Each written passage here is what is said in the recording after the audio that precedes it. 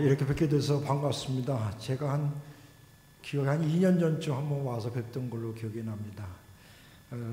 이렇게 또 뵙게 돼서 반갑고, 특별히 이제 다음 주가 종료주일이고 또 부활절이 그 다음 주고 고난주간이 있고 이런 기간에 여러분들이 뵙게 된 게 또 은혜로 생각이 듭니다.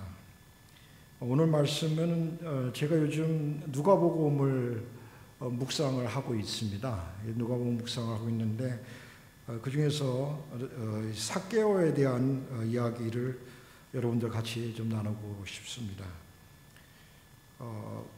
이 말씀은 예수님이 이제 그 예루살렘의 성에 들어가시는 도중에 삭개오를 만나서 그의 집에 하룻밤을 유하시는 그런 대목입니다. 예수님이 이제 예루살렘 성에 들어가시어 하나님 나라를 완성하시기 위해 십자가에 달리시고 부활하실 것을 예언하시고 그것을 이루시기 위해 가시는 도중에 여리고를 지나시다가 삭개오를 만나신 것입니다. 예수님이 19장 그 이전에, 오늘 본문 말씀 이전에 제자들과 만나는 모든 사람들에게 하나님 나라에 대해서 여러 비유와 또 강론을 통해서 말씀하시는 내용들이 많이 나오고 있습니다. 과연 저는 그 말씀들을 읽으면서 어떠한 사람들이 하나님 나라에 들어갈 수 있을까라는 그런 생각을 가지면서 읽었습니다. 특별히 누가복음 17장 20절에서 21절 말씀을 보면은 이런 말씀이 있습니다. 바리새인들이 하나님의 나라가 어느 때 임하나이까 하고 묻거늘 예수께서 대답하여 이르시되 하나님 나라는 볼 수 있게 임하는 것이 아니요 또 여기 있다 저기 있다고도 못하리니 하나님 나라는 너희 안에 있느니라, 이렇게 말씀하시는 예수님의 말씀이 나오는데, 저는 이 말씀을 통해서 하나님 나라는 바로 예수님 자신이시다 라고 가르쳐주는 말씀으로 받아들였습니다. 십자가상에서 예수님은 하나님 나라를 다 이루었다라고 말씀을 하시면서 완성하신 분입니다. 이 세상의 죄를 완전히 정복하시고 하나님의 통치를 이루신 것입니다. 이 세상의 모든 죄인을 구원하시기 위해 하나님의 근본 자신이신 예수님이 직접 모든 고난을 당하시며 십자가에 못 박히신 것입니다. 그 죄인 가운데 하나였던 삭개오도 있었습니다. 그 삭개오를 위해서 십자가에 못 박혀 가시는 도중에 삭개오를 만난 것입니다. 삭개오는 세리장이고 부자라고 소개를 하고 있습니다. 그리고 키가 작다고 소개를 하고 있습니다. 예수님 시대에는 세리는 죄인으로 취급하고 있었습니다. 돈을 거두어 드리는 사람들은 악독한 사람이었던 걸로 생각되어집니다. 마태도 세리였고 누가복음에서 보면은 또 죄인 세리와 바리새인이 비교돼서 회개하며 기도하는 예화가 나오기도 합니다. 삭개오는 그 중에서도 세리장입니다. 어떻게 보면은 괴수 중에서도 죄인 중에서도 괴수가 되는 사람입니다. 사람들에게 손가락질을 받는 그런 대표적인 사람입니다. 그리고 또 그는 부자였습니다. 부자였는데 아마도 남의 돈을 빼앗고 착복하여 부자가 된 사람이었던 것 같습니다. 나중에 예수님을 만난 후에 회개하는 내용 중에 보면 그런 돈을 있으면 내가 4배로 갚아주겠다고 고백하는 회개의 내용이 나옵니다. 저는 삭개오에 대한 본문을 읽으면서 그 바로 앞에 18장에서 바리새인 부자 청년에 대한 말씀이 생각이 났습니다. 그 청년도 또한 굉장한 부자라고 설명을 하고 있습니다. 어려서부터 유대인의 율법을 잘 지켰던 부자였습니다. 사회적으로도 덕망이 있었던 부자였습니다. 이웃을 위해 많은 기부도 했을 것으로 생각이 되어집니다. 또 부모도 잘 공경했다고 그럽니다. 11조도 열심히 냈다고 그럽니다. 예배도 열심히 드렸다고 합니다. 이 부자 청년에 비하면은 삭개오는 남의 돈 착복하고 손가락질 받는 부자였고 키도 작고 볼품이 없는 존경받지 못하는 부자였습니다. 부자 청년은 어떻게 보면은 어떻게 하면은 영생을 얻을 수 있냐고 물을 정도로 죽음 후의 내세에 대해서도 깊이 생각했던 그런 사람이었던 것 같습니다. 그럼 과연 이 두 부자의 차이점은 무엇일까 하고 저는 생각을 해봤습니다. 저는 한마디로 답을 얘기를 하면은 그 두 사람은 예수 그리스도를 바라보는 관점이 달랐다라는 겁니다. 바리새인 부자 청년은 예수님을 단지 선한 선생님으로 보았습니다. 메시아 구세주로 보지 않았습니다. 절박하지도 않았습니다. 자신이 가지고 있는 덕망, 재산, 자신의 인생에 대한 자부심으로 가득 차 있었습니다. 자신이 죄인이라는 생각을 하지도 않았습니다. 의인으로 알고 교만했습니다. 자신의 행함으로 영생을 얻겠다는 생각으로 가득 차 있었습니다. 거기에 비하면 삭개오는 늘 사람들한테 손가락질 받았습니다. 돈만 아는 졸부였습니다. 돈을 빼앗기 위해 가진 방법을 써서 핍박을 가했던 사람입니다. 남을 도와줄 줄도 몰랐습니다. 그래서 늘 인심을 잃고 손가락질을 당했습니다. 그러나 세리장으로서 욕을 먹더라도 그렇게 할 수밖에 없었습니다. 그렇게 안 하면 세금을 거둘 수도 없었고 밑에서 일하는 다른 세리들을 다스릴 수도 없었습니다. 어떻게 보면 그의 직업이, 세리라는 직업이 사람을 그렇게 만들었는지도 모릅니다. 세상을 살아가려면 그렇게 안 하고는 돈을 벌을 수도 없고 인정을 받을 수가 없습니다. 그러나 그는 늘 사람들이 자기를 죄인 대하듯이 그렇게 하는 모습이 늘 고민이었습니다. 그런 자신이 싫었습니다. 세상에 자기 같은 죄인이 없는 것 같았습니다. 돈을 많이 가지고 있다고 행복하지도 않았습니다. 늘 공허하고 무엇을 위해 살아가는지도 몰랐습니다. 키가 너무 작아서 사람들이 늘 무시했습니다. 그런 그는 자신의 공허함을 채우는 방법은 오직 돈 버는 일밖에 없었습니다. 그러던 그가 예수님의 소식을 들은 겁니다. 죄를 사해 주시는 분이 오셨는데 그분은 메시아라고 하고 하나님의 아들이라고 하는 것이었습니다. 그 예수님은 다른 율법학자나 지도자와 달랐습니다. 그 말씀에는 권위가 있고 능력이 있어서 병든 자, 귀신 자를 고쳐주시고 가난한 자에게 먹을 것을 주셨습니다. 그리고 위선이 없으시고 죄인을 사랑해 주셔서 세리나 창녀들 같은 사람들과 함께 먹고 자고 그렇게 지내시는 분이셨습니다. 그의 제자들 중에 또 세리도 있다는 말도 소문도 들었습니다. 그분은 나 같은 죄인을 받아주실 분인 것 같았습니다. 나의 죄를 사해 주실 분이었습니다. 그런데 감히 예수님을 찾아가지 못하고 있었습니다. 성격이 소극적이기 때문입니다. 그리고 관원으로서 체면도 있어서 감히 찾아가질 못했습니다. 그러던 어느 날 예수님이 예루살렘을 가시기 위해 여리고에 지나가신다는 소식을 들었습니다. 그는 소문에 의하면 하나님 나라를 이스라엘에 세울 자라는 말도 있고 왕으로 오실 분이라는 소문도 있었습니다. 그런 이번 기회가 아니면 예수님을 만나뵐 수가 없을 것 같았습니다. 자기 죄를 용서해달라고 그분께 구하고 싶었습니다. 그러나 용기가 나지 않았습니다. 과연 자기 같은 죄인을 받아주실까? 그는 단지 예수님의 얼굴이라도 꼭 뵙고 싶었습니다. 자칭 하나님의 아들이라고 하는데 정말 어떻게 생기셨을까? 그런데 키가 작아서 볼 수가 없었습니다. 그래서 생각한 것이 마침 그 길가에 돌 무화과 나무가 있어 거기 올라가면 배울 수 있을 것 같았습니다. 그런데 돌 무화과 나무는 천한 목자들이 농사를 짓기 위해서 열매를 맺기 위해서 올라가는 나무였습니다. 자신 같은 관원이나 부자들은 그런 나무에 올라가는 것도 생각할 수 없는 그런 행동이었습니다. 평소에는 전혀 생각할 수도 없었는데 그날은 왠지 꼭 예수님을 뵙고 싶었습니다. 체면도 없고 자신의 신분도 없었습니다. 지금까지 살아오던 모든 것을 버리고 사람들이 손가락질을 하든 말든 나무에 올라가 예수님을 보고 싶었습니다. 나무에 올라가 예수님의 얼굴이라도 배울까 하여 올라갔는데 지나가시던 예수님이 삭개오 이름을 부르십니다. 삭개오야, 속히 내려오라. 내가 오늘 네 집에 유하여야겠다라고 하십니다. 삭개오는 너무 깜짝 놀랐습니다. 상상도 못하던 예수님의 말씀을 들었습니다. 어떻게 나 같은 죄인에게 이런 말씀을 하셨는지 모르겠습니다.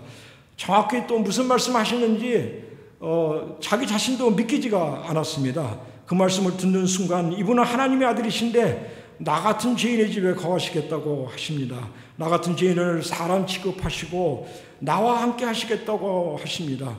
어떻게 하나님이 나와 함께 하실 수 있을까? 자신은 영원히 죄 속에 갇혀 죽을 줄 알았는데 하나님이 나와 함께 하시겠다고 하십니다. 그는 순간 감동이 밀려옵니다. 너무 기뻐서 춤을 추고 같았습니다. 눈물이 쏟아집니다. 이것은 자신이 전혀 상상도 못하던 감격의 기쁨이었습니다. 하늘을 날아가는 것 같았습니다. 춤을 추며 예수님을 집으로 모셔드립니다. 그러던 중에 군중들이 수근수근거리는 소리가 들렸습니다. 저런 죄인의 집에 예수님이 머무신다고 하는 그런 비난의 소리였습니다. 자신의 죄 때문에 주님의 영광이 가려지는 것입니다. 그는 그 자리에서 반사적으로 죄를 회개합니다. 이 죄인을 용서하여 주시옵소서. 자신이 돈에 묶여 돈이 우상이었습니다. 저는 지금까지 돈만 자신의 전부였습니다. 제가 전부라고 생각했던 이 돈을 내놓겠습니다. 주님 받아 주시옵소서. 내 소유의 절반을 가난한 자들에게 주겠사오며 만일 누구의 것을 속여 빼앗은 일이 있으면 네 갑절이나 갚겠나이다라고 고백합니다. 이 고백은 이제부터 오직 주님만 따르겠습니다라는 고백과 마찬가지입니다. 자신은 돈이 전부라고 생각하며 살아왔는데 그것을 버리고 주님만 믿고 살겠습니다라는 고백입니다. 하나님이 하늘을 버리시고 나 같은 죄인과 함께 하시겠다는 하나님의 사랑 앞에 무릎을 꿇는 모습입니다. 하나님 나라가 그에게 임하는 장면입니다. 예수께서 이르시되 오늘 구원이 이 집에 이르렀으니 이 사람도 아브라함의 자손이로다. 예수님이 그것을 인정해 주시는 말씀이십니다. 10절에 보면 인자가 온 곳은 잃어버린 자를 찾아 구원하려 함이라고 쓰여 있습니다. 예수님이 이 땅에 오신 목적은 잃어버린 자를 찾기 위해 오셨다고 하십니다. 과연 잃어버린 자가 누구입니까? 그 말씀은 원래 하나님의 아들이었는데 잃어버렸다라는 얘기입니다. 그래서 잃어버린 자식을 찾으러 오셨다라는 말씀입니다. 저는 이 말씀을 묵상하는 가운데 누가복음 15장, 같은 누가복음 15장의 탕자의 비유의 말씀을 생각하게 되었습니다. 작은 아들은 아버지의 재산을 가지고 아버지를 떠나 완전히 자산을 날리고 남의 집 종살이로 신세로 그런 타락을 하고 돼지지엄 열매를 주워 먹는 신세로 타락을 했습니다. 자신이 이미 아버지의 아들이 됨을 포기하고 아버지의 집에 종이라도 받아주면 거기 와서 살고 싶다고 그렇게 고백하며 집으로 돌아옵니다. 이미 그는 아들의 권리를 포기한 상태였습니다. 그런 아들을 아버지는 전혀 잊지 않고 멀리 문 밖에 돌아오는 아들을 맨발로 뛰어나가 안아주며 환영합니다. 아들은 아버지가 이렇게 자신을 기다리고 계실 줄 전혀 생각하지 못했습니다. 자신의 아들로 인정해 주리라고는 생각을 못한 것입니다. 이미 그는 아들의 권리를 포기하고 아버지의 집에 종으로 살겠다고 돌아오는 죄인이었습니다. 자신의 죄는 도저히 용서받을 수 없는 죄였기 때문에 오직 굶어 죽기 쉽지 않아서 아버지 집으로 돌아오는 그였습니다. 그런 그에게 온갖 음식으로 선물로 그를 환영합니다. 마을 전체 사람들을 불러 모아 잔치를 베풀어 줍니다. 이 아버지의 사랑에 그 아들은 무릎을 꿇습니다. 저는 이 말씀에서 아버지의 마음을 살펴보고 싶습니다. 아버지는 절대 아들을 포기한 적이 없습니다. 언젠가는 돌아올 것이라고 기다리고 있었던 것입니다. 아버지의 마음은 이미 방황하는 아들을 쫓아서 마음이 이미 그 아들을 따라가고 있었습니다. 멀리서 돌아오는 아들의 모습만 보고도 그 아들을 금방 알아보고 뛰어나가는 그 아버지였습니다. 아들들은 이런 아버지의 마음을 몰랐습니다. 큰아들에 비유해서 보면 알 수 있습니다. 큰아들이 작은아들이 그렇게 작은아들에게 그렇게 잔치를 베풀며 환영하는 아버지가 못마땅해서 불만을 토로합니다. 자신의 아버지를 위해서 열심히 아버지를 모셨는데 한 번도 자기를 칭찬해 준 적이 없다고 화를 냅니다. 사실 큰아들이 아버지를 그렇게 위했다면 작은아들을 향한 아버지의 마음을 알았을 것입니다. 매일 노신초사 작은아들을 걱정하는 아버지 마음을 알아야 하는 것이 당연한 것입니다. 그 아버지 마음을 알았다면 아버지가 그렇게 작은아들을 왔을 때 잔치를 베풀고 좋아하시는 걸 본다면 당연히 자기 자신도 좋아해야 하는 것이 아들의 도리라고 생각을 합니다. 이 큰아들도 집에 있었지만 이미 아버지 마음을 떠난 탕자입니다. 아버지 마음을 살필 줄 모르고 각자 자기 갈 길로 떠난 자식들이 바로 탕자입니다. 어떻게 보면 이미 아버지를 아버지로 인정하지 않는 아들입니다. 오직 돈에만 눈이 어두워 있습니다. 집 밖을 나가든지 집 안에 있든지 둘이 다 마찬가지입니다. 이런 자들이 바로 잃어버린 자들입니다. 앞에서 말씀을 드렸듯이 바리새인 부자 청년이나 삭개오나 마찬가지로 잃어버린 자들입니다. 여기서 중요한 것은 아버지 마음을 볼 줄 아는 자가 누구인가 하는 것입니다.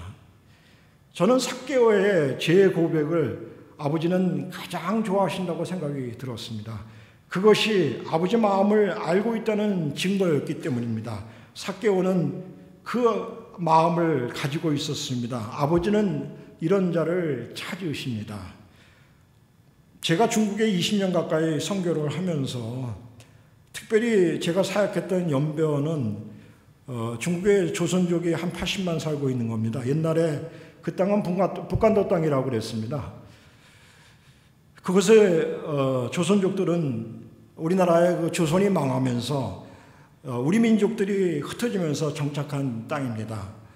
독립운동을 위해서 아니면 배가 고파서 먹을 것을 위해 나라를 등지고 몰려든 곳입니다.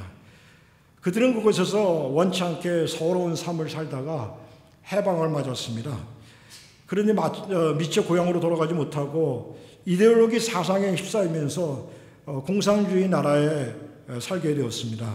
중국이 공산화되고 한국이 남북으로 갈라지면서 그 땅에 갇히게 되었습니다. 그리고 남북이 한국 전쟁으로 인해서 우리 전쟁이 일어날 때 그들 중에 많은 사람들이 북한 편에 서서 민족 상쟁에 참여했던 분입니다. 지금 나이가 한 75세 넘어가는 분들 중에는 우리 그 한국 전쟁에 참여해서 중공군으로 또 북한군으로 내려온 사람들이 참 많습니다.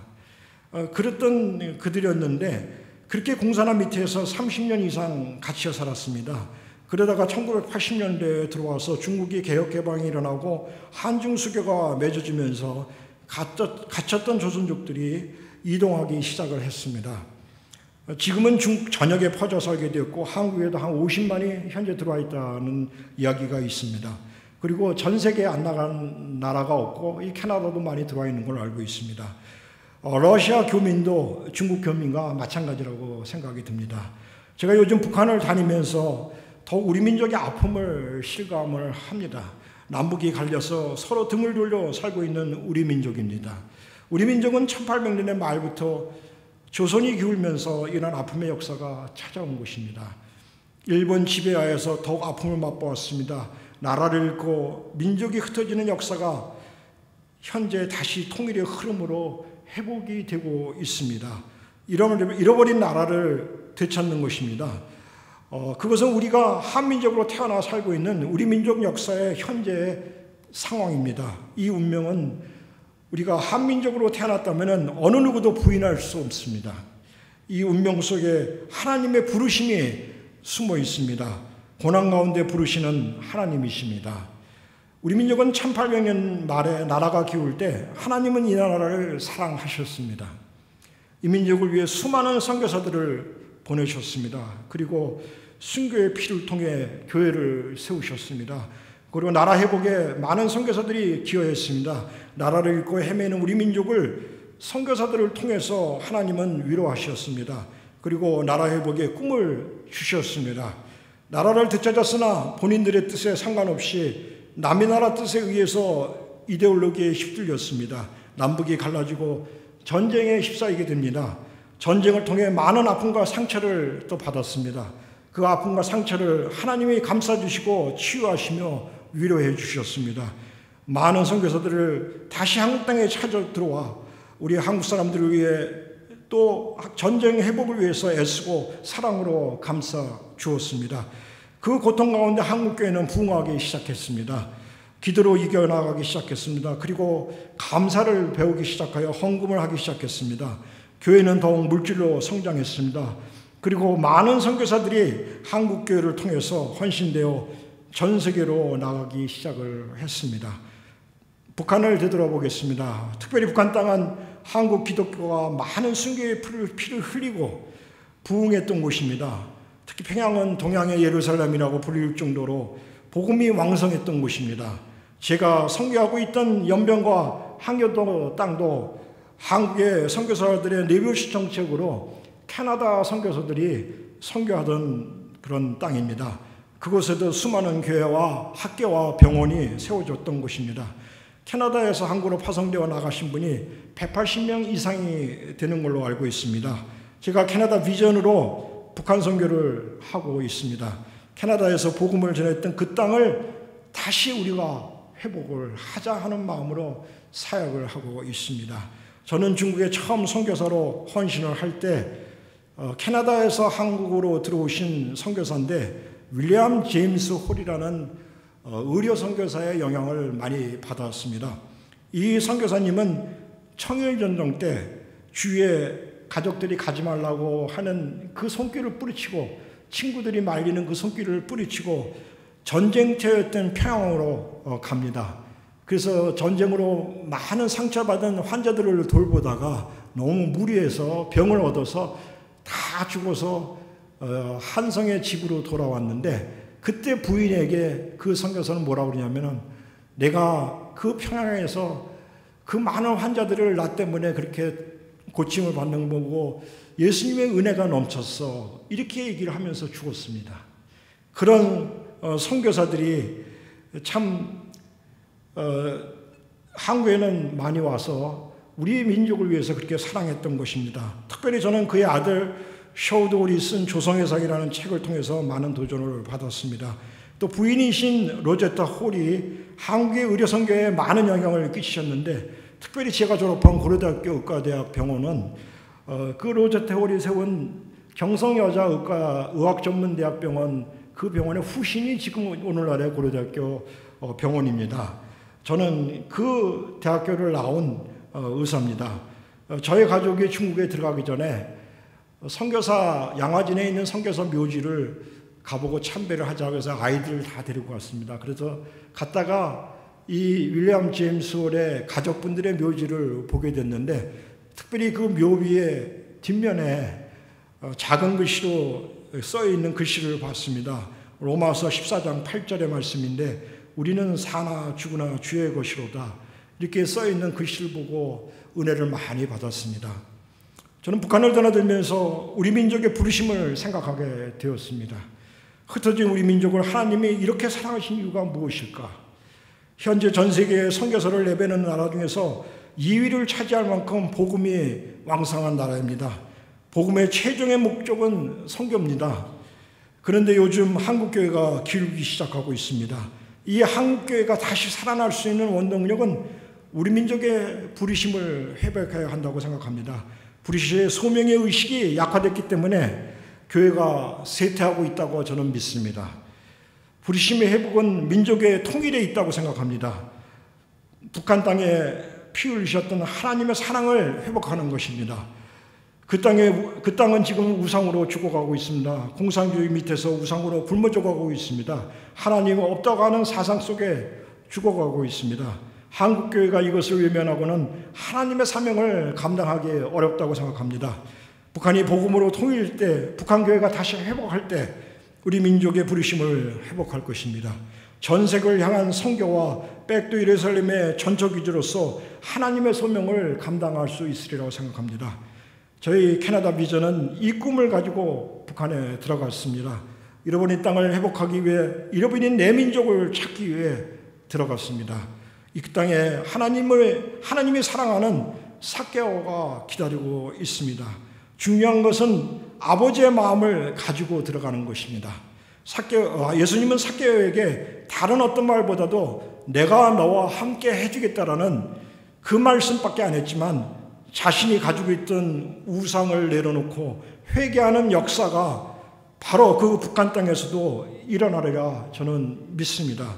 그 척박한 북한 땅에 준비된 삭개오가 있다고 저는 믿습니다. 저는 북한에 처음에 들어갔을 때 하나님께 기도했습니다. 하나님, 제가 무엇을 가지고 들어가야 합니까? 저는 돈도 없고 그 돈 요구하는 그 사람들 손에 내가 갖다 줄 게 무엇이 있습니까? 라고 기도했습니다. 그때 하나님께서 말씀으로 답을 주시는데 빌립보서 2장 5절 말씀입니다. 그 말씀 통해서 주님의 마음을 가지고 들어가라라는 겁니다. 그 마음은 바로 긍휼, 컴패션입니다. 이 마음은 그들과 고통을 함께 나누는 마음입니다. 또 제가 어떻게 사역을 해야 됩니까? 그 사역의 방법을 가르쳐 주십시오 라고 기도를 했습니다. 그랬더니 마태복음 11장 28절에서 30절 말씀을 저에게 주셨습니다. 특별히 29절에 나오는 온유와 겸손이라는 두 단어를 저에게 주셨는데, 이 말씀은 바로 어린아이 같은 마음을 소유하는 것이 바로 온유와 겸손이라는 답을 주셨습니다. 즉 오늘 본문에서 보면은 삭개오 같은 자가 어린아이의 마음을 소유한 자입니다.